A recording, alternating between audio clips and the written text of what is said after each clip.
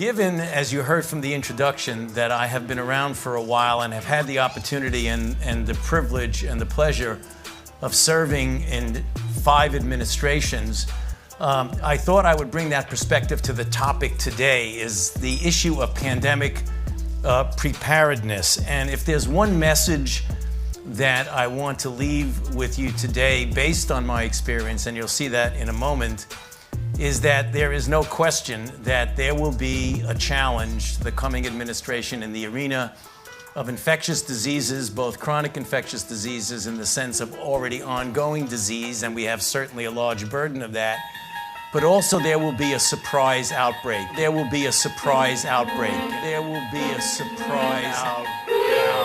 Ce n'est que le début de cette enquête, 3000 pages d'emails, et quand même on apprend des choses assez formidables quand même, que le virologue Peter Daszak, qui travaille à l'EcoHealth Alliance, qui touche, c'est des fonds d'argent public, 3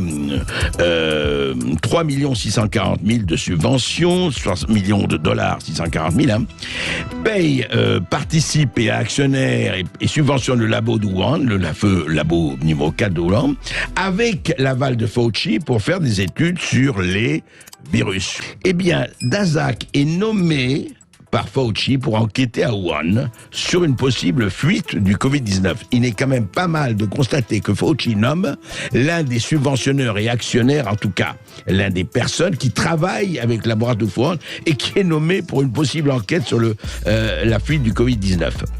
Eh bien, il conclut que il n'y a pas eu de fuite. Et Fauci cite son rapport à la presse pour contrer Trump à l'époque, qui soutient l'inverse.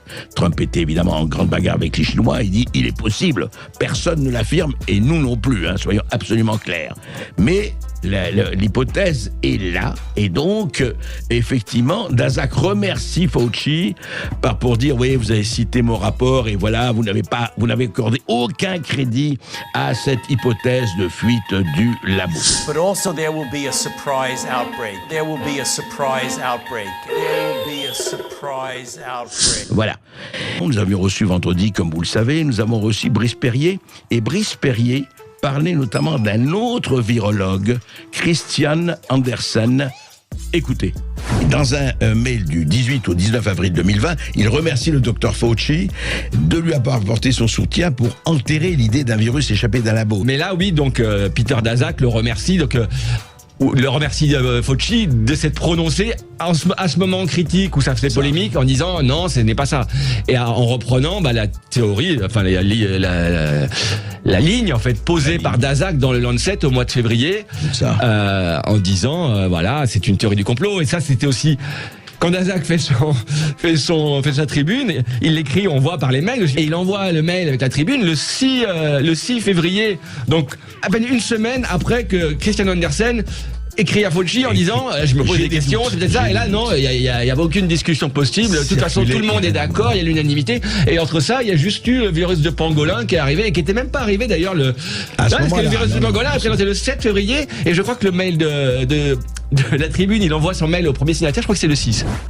Et voilà, c'était le virologue, je rappelle, dont parlait là Christian Andersen, donc chercheur du prestigieux Scripps Institute. Alors, ce qui est intéressant, c'est que ce virologue, il avait déclaré au docteur Fauci que le SRAS-CoV-2 était peut-être, attention, fabriqué en laboratoire. Eh bien, ce virologue, intéressant, on vient de l'apprendre, vient de désactiver son compte Twitter après avoir supprimé 5000 anciens tweets. 5000. Alors, il faut savoir quand même, encore une fois, que il a reçu plusieurs millions de dollars de subventions de chez le docteur Fauci. Voilà.